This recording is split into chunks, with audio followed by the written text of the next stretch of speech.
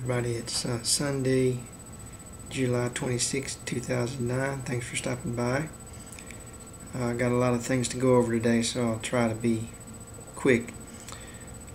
Just got back from a 3-week trip. Was in Turkey for 2 weeks, and I was in Brussels for 1 week. Very tiring. There's really nothing to compare to international travel. It really gets to you, especially the time shift. But I've been talking to people a lot about Islam and Muslims, and I think it was pretty funny. A guy told me, I think it was yesterday, he told me that Muslims are pigs and that they can't build houses. I think that's pretty funny. You know, that's unbelievably racist statement, but you know, it's sad that people would think these sort of things, but you know, and I told him, well, that's probably not true, because Palestinians have rebuilt their houses several times after they were demolished by Israeli bulldozers. And if you've been to any Muslim country or seen mosques and seen buildings and houses, you know that this is a most ridiculous statement to make, because not only can they build houses, they can build magnificent structures that really will just take your breath away and will make you think, wow, I can't imagine that human beings did this. This is an amazing piece of work with you know, amazing artwork and amazing structural design, and that, you know, that was done by these people that supposedly can't build a house. You know, there's a lot of people who they tell me that I need to hate Muslims and to fear them because of some verse in the Quran about you know, killing Jews or something like that. I don't remember, but you know, it's pretty obvious to me that they're really taking these things out of context. And of course they all say that they, you know, they've read the Quran extensively and they know it backwards and forwards and all this, which I very much doubt. But you know, it's clear that you can take any book and take verses out of context. You have to get the whole picture, and I think that's what people are missing with the Quran when they start talking about, oh, you've got to kill all the non-believers and all this stuff. Well, then if you look at it at the whole text, and you see that it's talking about when you're fighting a war and people are trying to kill you, you have to kill them before they kill you. And then as soon as you've won, as soon as they're not able to kill you anymore, you have to show those people mercy. And not only that, but you have to be tolerant of their religious beliefs. You have to treat them with respect and dignity, and you cannot, above all else, and this is quite clear in the Quran if you really read it, you know, above all else, you can have no compulsion in regards to religion. You cannot force someone to be a Muslim. You cannot force someone to believe as you believe, and there's a very simple reason for this, and that is because supposedly God does not want fake believers. He wants people who really believe.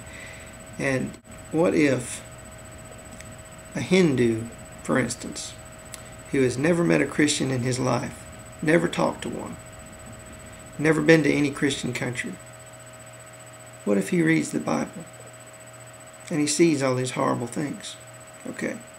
And what if he really doesn't like Christians that much? He really thinks they're bad people, so he just kind of skips over all the good stuff. He skips over a lot of what Jesus says and just goes for the Old Testament, you know, hellfire and brimstone. Gets his highlighter out, copies all the worst stuff he can find, and just puts it on a page. You know, he could really prove to you, I think, that Christians are all bloodthirsty monsters if you had never met a Christian before. And that's the same way these people are with the Quran. You know, if I had never met Muslims or been to a Muslim country, it might be convincing to me, all this horrible thing, these horrible things that they say. But I know better now. I know that's not what people are like. They don't believe that they can just go out and murder people. People don't believe that. Normal people do not believe that sort of thing, no matter what religion they are. Only crazy people believe that. So, you know, you can believe me or don't believe me, but before you start thinking about genocide, for instance, which is what hate-mongering always leads to, just go talk to some people. Go meet some Muslims and see what they say, you know. Ask them if they believe in terrorism, for instance. And while I was in Brussels, I picked up this Newsweek, The Myth of Eurabia. And what this is talking about is how people are afraid that Muslims are taking over Europe. And I did see a lot of Muslims in Europe. Mostly very dark-skinned people, black or brown. Obviously from Africa and the Middle East, and they were all French-speaking people, because I was in Brussels, and of course Belgium has colonized a lot of these areas, and France has colonized a lot of North Africa, and so they come to French-speaking countries.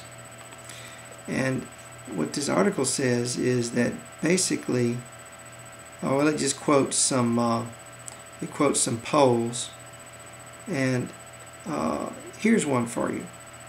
A Gallup poll found that 30% of French Muslims were ready to accept homosexuality. Almost half of French Muslims believed sex between unmarried people was morally acceptable, compared with 27% of German Muslims. It says Muslims overwhelmingly disapprove of terrorism. A little further down, 40% of Iranians living in Germany identified themselves as having no religion, as did 23% of North Africans. In the Netherlands, a proportion of Muslims who regularly attend the mosque, 27%, is lower than the proportion of Protestants who go to church.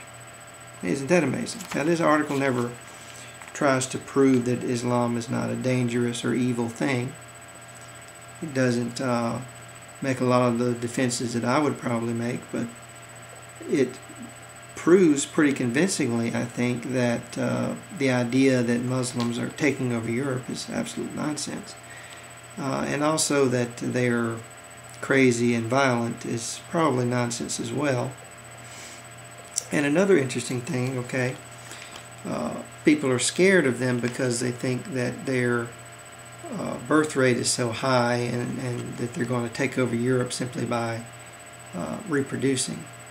It turns out this is nonsense as well, because most of the Muslims who come to Europe, well, they started out really poor, and poor people usually have large families. But interestingly enough, as they come to Europe, they become more affluent, and their birth rate declines at the same rate as the other Europeans. In other words, as soon as they get to Europe, they act like other Europeans. They don't have as many children, and they're probably never going to be a majority in Europe. And just between you and me, if they ever were a majority in Europe, I really don't think it would be that bad, because in democratic countries, the majority cannot simply do away with democracy. It's part of the governmental structure. So, even if the Muslims in Europe didn't want democracy and they were a majority, which there's no evidence that either of those two things is true or ever will be, it wouldn't matter. They would still have to work within the framework of the state, and there would still be democracy, and everybody would be okay. But anyway, thanks for watching.